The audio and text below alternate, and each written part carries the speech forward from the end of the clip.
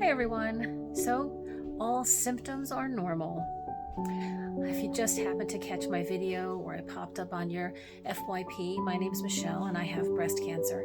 I've been sharing my journey with everyone here on TikTok, Facebook, YouTube, and Instagram. So today I had my first follow-up visit after my first chemo treatment. The treatment was on October 13th, and I had it's pretty much up until maybe a couple days ago where I've had just side effects and symptoms just pretty straight through. But I went to the oncologist today for my follow-up, and it turns out, which I pretty much knew, that everything I had was considered normal. And actually, in the scheme of things, she was telling me that there are ratings. There's mild, moderate, and major, which would be of serious concern, where I should probably go to the hospital for something or whatever, but that everything that I was explaining to her would be considered minor.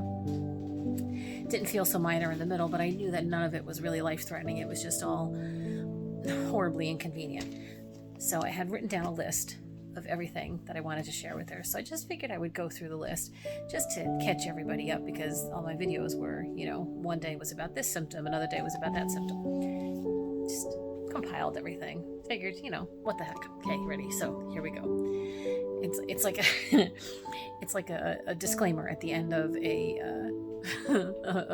prescription commercial. May cause blah blah blah blah blah. Well, here we go. Achiness, fatigue, loose stool, flavor change. Everything was either salty or tasted like nothing. My eyes felt bigger. My teeth felt like they were growing. I was a little nauseous. Had a UTI, an E. coli UTI. Had extreme cotton mouth where it felt like there was a film on the top of my mouth. Super dry skin, underwater feeling. Yeah, that's it. But it was just consistent, and it was, things would add on and things would go, but apparently everything is pretty normal. Again, I was forewarned about everything. It's just you never really quite know the degree to which you're going to experience it all. So I did have a couple of questions for her, some things that you guys had suggested for me. One of the things which a couple people had suggested, Debbie and Ross specifically, was the possibility of a probiotic to help with just to keep the urinary tract infections in line and whatever. So I brought that up, and she actually said to hold off on that for a little while, considering that I don't have diarrhea necessarily, but I do still have some loose stool. So until that's all set, until I'm back to normal as far as that goes, we're going to hold off on the probiotic. It was also suggested that I take magnesium to potentially help me sleep. I believe that was UW also. And she said, that's a go. I can do that. So I can definitely do that. For the taste change, she said I can try some over-the-counter zinc, that some people have had success with that to help balance out their palate. She said sometimes it works, sometimes it doesn't, so we can give that a shot.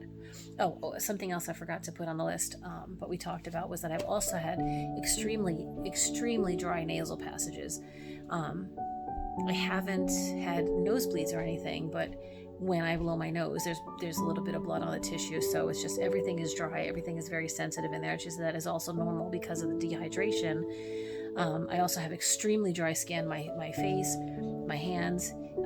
If you guys caught my golden face mask video, that was me trying to rectify the fact that my skin is incredibly dry. I'm like all flaky in here. It's really dry. I'm constantly putting hand lotion on. She said that's all extremely normal, but something that I could try for the nose is saline spray is okay, but I could also just put a little bit of olive oil in there, which is interesting, or even Vaseline, but like to try and create more moisture as I'm talking about it.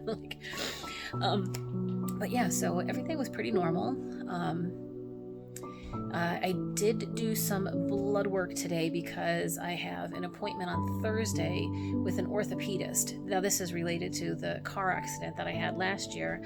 My elbow is all janked up, and I've been trying to get in there to get a cortisone shot for a couple of months now, but we had to postpone that for all of the various procedures. Last time I was in with him, he said just start taking care of the breast cancer. That's obviously number one priority. So we got that under wraps, but I got clearance to go ahead and potentially get the cortisone shot as long as my blood work comes back okay. She wants to make sure that my white blood cell count is a good count.